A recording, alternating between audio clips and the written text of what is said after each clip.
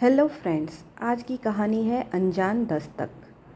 रात का समय था और चारों ओर सन्नाटा पसरा हुआ था।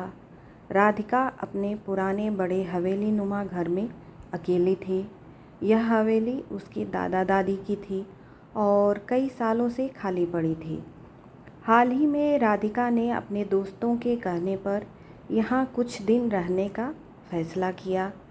हवेली के बड़े बड़े कमरे, पुराने फर्नीचर और दीवारों पर लगे धुंधले चित्रों के बीच एक अजीब सी बेचैनी छाई हुई थी।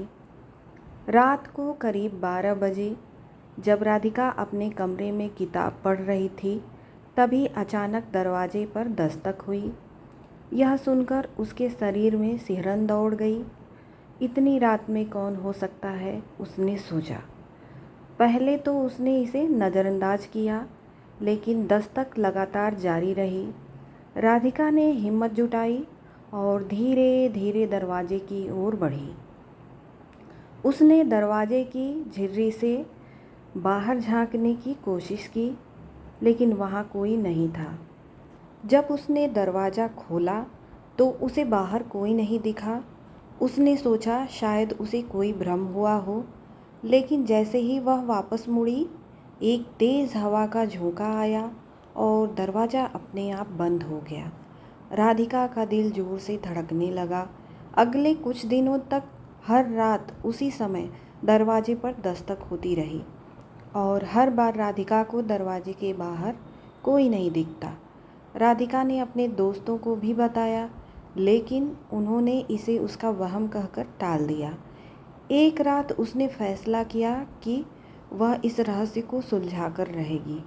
उसने अपने कमरे के बाहर एक कैमरा लगा दिया ताकि वह देख सके कि दस्तक देने वाला कौन है। रात 12 बजे जैसे ही दस्तक हुई, राधिका ने कैमरे का फुटेज देखा, लेकिन वहाँ कुछ भी नहीं था। कोई इंसान नहीं, कोई छाया भी नहीं। राधिका अब और अधिक डरी हुई थी, लेकिन उसने हार नहीं मानी। उसने अपने दादा दादी के पुराने कागजात और पत्र खोजने शुरू किए, यह जानने के लिए कि इस हवेली के पीछे क्या राज है। कुछ खोजबीन के बाद उसे एक पुरानी डायरी मिली। इस डायरी में लिखा था कि राधिका के दादा ने किसी समय एक अनजान आदमी को इस हवेली में शरण दी थी, जो बाद में रहस्यमय तरीके से गायब हो गया। कहा जाता है कि उस आदमी की आत्मा अब भी इस हवेली में भटक रही है। उसकी मौत के रहस्य को सुलझाने के लिए राधिका ने उस रात एक पूजा आयोजित किया और उस आत्मा की शांति के लिए प्रार्थना की। आश्चर्य की बात यह है कि उस रात के बाद से दस्तक आनी बंद हो गई।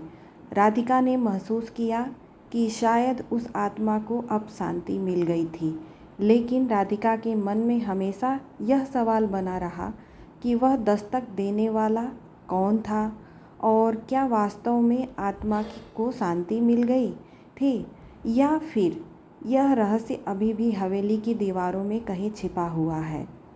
राधिका ने उस हवेली को छोड़ दिया, लेकिन उस अनजानी दस्तक की यादें हमेशा उसके साथ रहीं, एक अनसुलझा रहस्य बनकर उसके साथ रहा।